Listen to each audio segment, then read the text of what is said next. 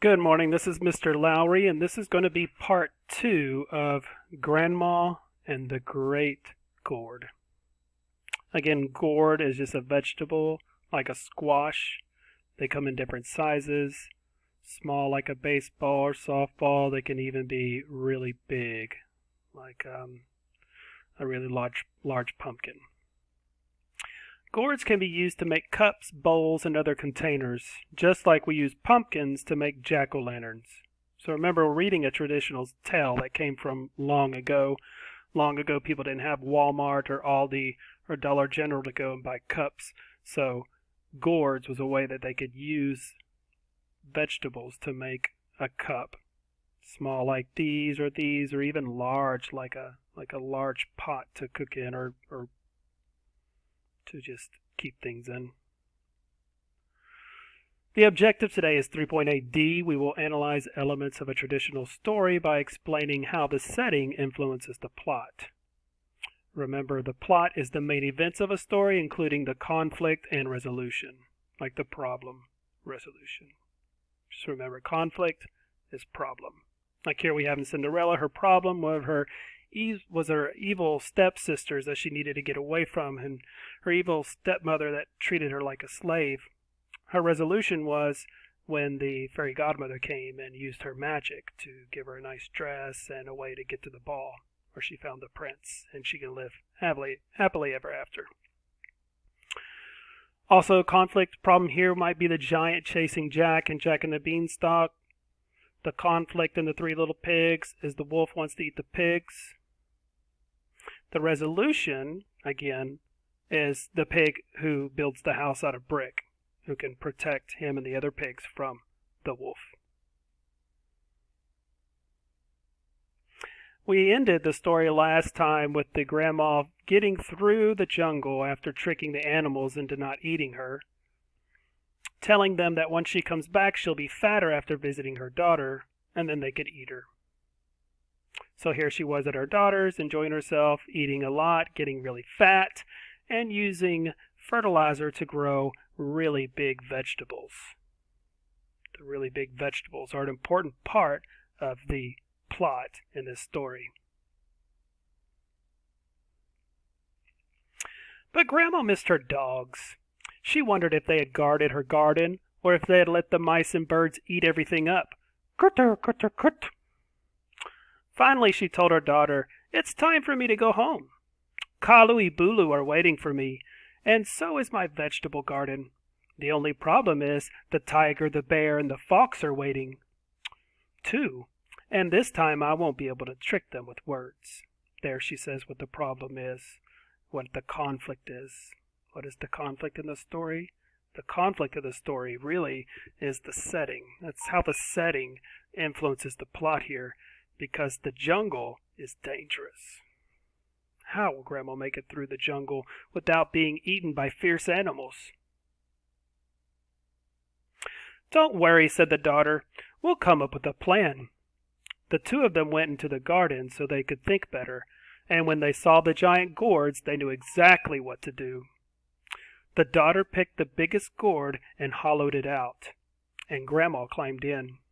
The gourd was quite comfortable, because its walls were as thick as a mattress, and its rind was as tough as a rhino's hide. The daughter gave Grandma some puffed rice and tamarinds to eat on the way, and stitched the top of the gourd back on tightly and sealed it with rice glue. "Now no one will know it's you," she said. Explain the daughter's plan to get Grandma home safely. How does the author describe the outside of the rind? She says that it's hard and tough, like rhino skin. She took the gourd to the edge of the jungle and gave it a strong push. Gargar, gargar, the gourd began to roll down the jungle path. In a while the gourd reached the part of the forest where the tiger was waiting for Grandma. Because he had never seen such a large gourd, the tiger didn't know what it was. "What a strange creature!" he cried. He sniffed around the gourd, but because it was all sealed up, the tiger couldn't smell Grandma. What predictions can you make about what will happen next? How will Grandma keep the gourd moving through the jungle? In a thin, high voice, Grandma chanted, "I'm just a rolling gourd, singing my song. Won't you give me a push and help me along?" "I guess I could do that," said the tiger. "I wonder when that old woman's coming back, though. I'm getting terribly hungry." It rammed the gourd with its head and sent it bouncing down the path. "Da-rum, da-rum," bounced the gourd. "Ba-ra-bup," said Grandma. "That was close.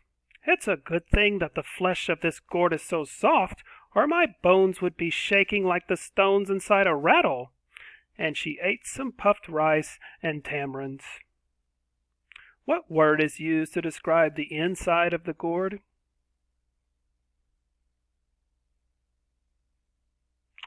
Why is this important?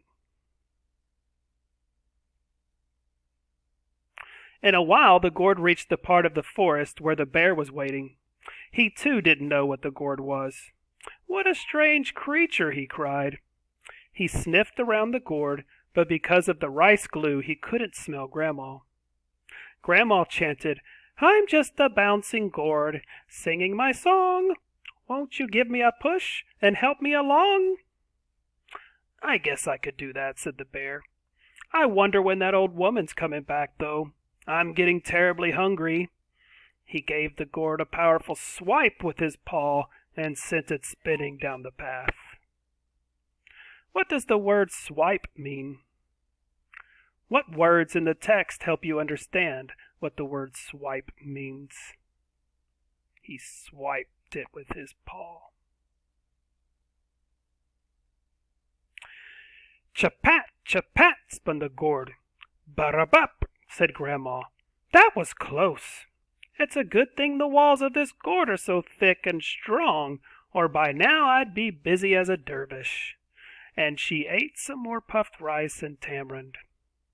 The gourd rolled and bounced and spun until it was almost at the edge of the forest. "Only a little while longer," thought Grandma. Just then the gourd reached the part of the trail where the fox was waiting for Grandma. "What's this now?" he cried, sniffing around the gourd. What onomatopoeia is used on this page?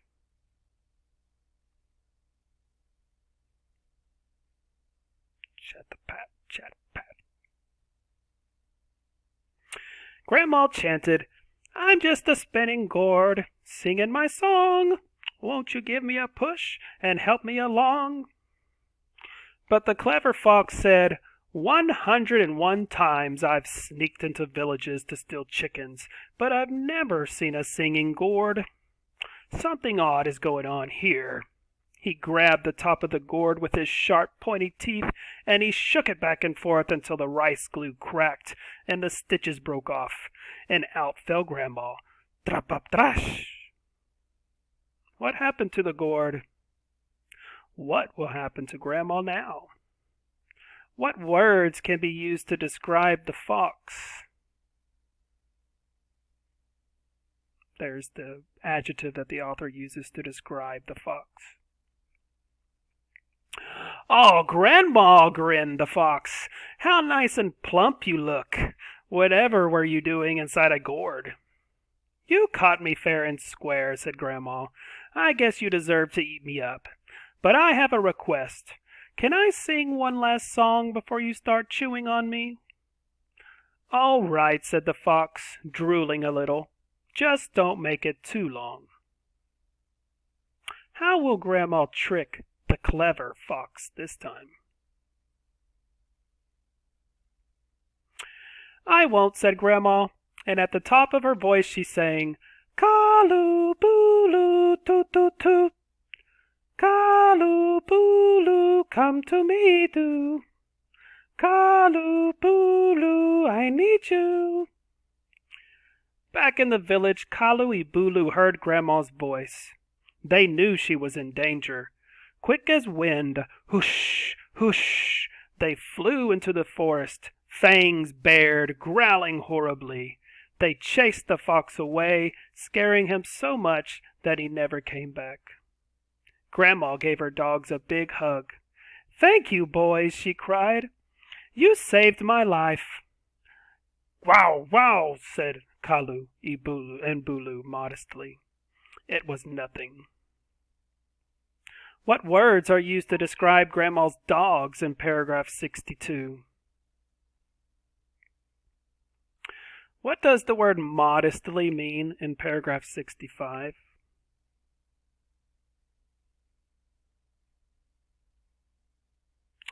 When she got back to her hut, Grandma was delighted to see that her garden was chock full of vegetables. Kalu and Bulu had done a good job. She picked the freshest ones and cooked a delicious pot of khichuri with lentils and rice, cauliflowers and peas, and shiny white potatoes as big as your fist. And together they ate it all up. Explain why the gourd is important in the plot of this story. Is the gourd the problem or the solution? The large gourd, Grandma's great gourd. What was the resolution in this story? Remember, the resolution is, how does she solve her problem? How did she get through the jungle safely back to her house? It has something to do with a large gourd and 2 faithful dogs. Again, just to remind you that the problem, or the conflict is the problem. The resolution is how they solve the problem. Back to our objective. Explain the importance of the setting in the story. What influence does the setting have on the plot? The plot being the problem or the solution. So the setting, the jungle, is what presents the problem. The setting presents the conflict or problem of the story because it's dangerous in the jungle. There's wild, ferocious animals there. In order to get back to her house safely without getting eaten by animals, she had to devise a plan. So remember, the setting is what presents the conflict here because the jungle is dangerous. If you're in my Google Classroom, don't forget to go in here and find the assignment. It'll come up soon. It's Grandma and the Great Gourd Part 2. Click there. Please don't forget to put your name first. Some kids have done that. Please type your name so I know who to give your grade to. When you come down to the bottom where it says explain how Grandma tricks the fox in the end of the story, this might require more than one sentence to answer it. Don't forget to press submit when you're done. That is all of my video. I hope you enjoyed it. I'll see you next time. Goodbye.